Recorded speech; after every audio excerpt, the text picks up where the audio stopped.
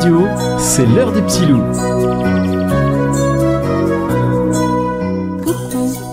Coucou les petits loups de Clisson et des alentours. Bienvenue dans votre émission. Partons ensemble vers un monde imaginaire, plein de surprises et de fantaisie. Vos petites oreilles sont prêtes? Alors, c'est parti. Cette fois-ci, c'est très bientôt la fête des papas. Et justement, aujourd'hui, je vais vous raconter l'histoire de Papa Poule de Bénédicte Carbonneil. Ce matin, le chant du coq n'a pas résonné dans la basse-cour. Les poules caquettent, les canards cancanent et les dindons glougloutent. Mais où est donc passé le coq? Edgar le canard part à sa recherche. Et il ne va pas très loin. Vidocq est dans le poulailler, perché sur le nichoir. Il est confortablement installé à côté de sa jolie poule. « Mais que fais-tu là ?» lui demande le canard intrigué. « Es-tu malade ?»« Ma douce poule, oui, mais moi, je vais très bien. »« Alors, dépêche-toi de venir chanter. »« Pas question, » répond-il, sans bouger d'une plume. « Tu as mieux à faire que de chanter ?» insiste Edgar. « Oh, que oui !» assure le coq en levant une patte. Le canard croit rêver. Vidocq est bel et bien en train de couver. N'importe quoi. Mais enfin, que t'arrive-t-il? Ce n'est pas un boulot de coq. Mais pourquoi ce ne serait pas un boulot de coq? Rétorque Vidocq. Le canard éclate de rire et se presse d'aller cancaner la nouvelle dans le poulailler, dans la basse-cour et jusque dans la mare. Léon le dindon est le premier à venir vérifier cette ridicule rumeur. Il n'en croit pas ses yeux. Mais si, Vidocq couve. Vidocq, on n'a jamais vu de coq couver. Laisse donc ça à ta poule. Avec tout le respect que je vous dois, madame, c'est une affaire de poule.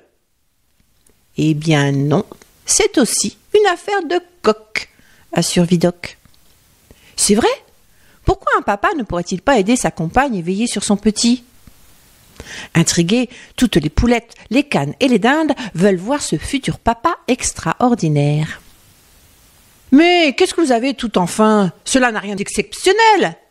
assure le coq. « Ma dame est fatiguée, alors je m'occupe de notre œuf. Il va bientôt casser sa coquille. »« Oh, que d'attention !» pensent les poulettes, un peu jalouses. À bien y réfléchir, Vidocq a raison. Pourquoi les papas ne pourraient-ils pas s'occuper de leur enfant? Et en plus, aimer ça. Un vent de révolution souffle aussitôt sur la basse-cour. Les poules veulent chanter, les canes veulent prendre du temps pour elles et barboter en laissant les canetons à leur père. « Excellente idée !» répètent les femelles, alors que les mâles tentent de leur faire entendre raison. Mais les canes, les poules, les oies, les dindes et les pintades sont bien décidés. Les choses vont changer. Dès le lendemain, les poules de toutes les couleurs réveillent en chœur la basse-cour. Le réveil est différent, mais tout aussi efficace. De son côté, la cane va se prélasser dans la mare avec ses amis, pendant que ses canetons jouent avec leur papa. « Waouh, c'est bien agréable finalement !» se dit Edgar le canard. La dinde aussi trouve l'idée formidable, mais Léon le dindon est trop fier. Même Edgar le canard a appris à son petit dernier à plonger, pourquoi pas toi?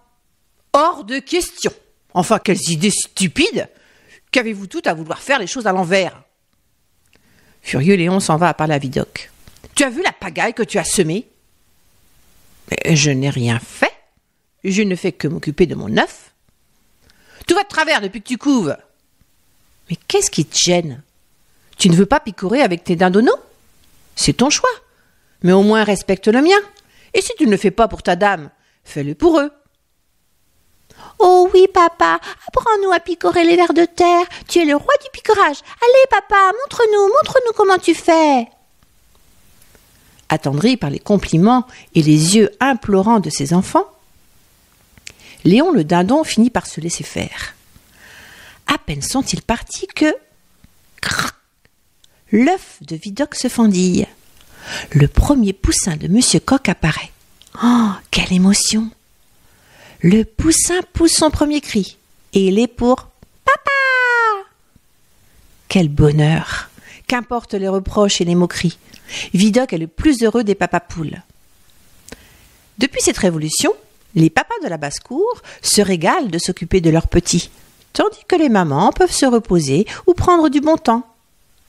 Même Léon le dindon a appris à ses dindonneaux à trouver les plus longs des vers de terre. Et ça, finalement, il en est très fier.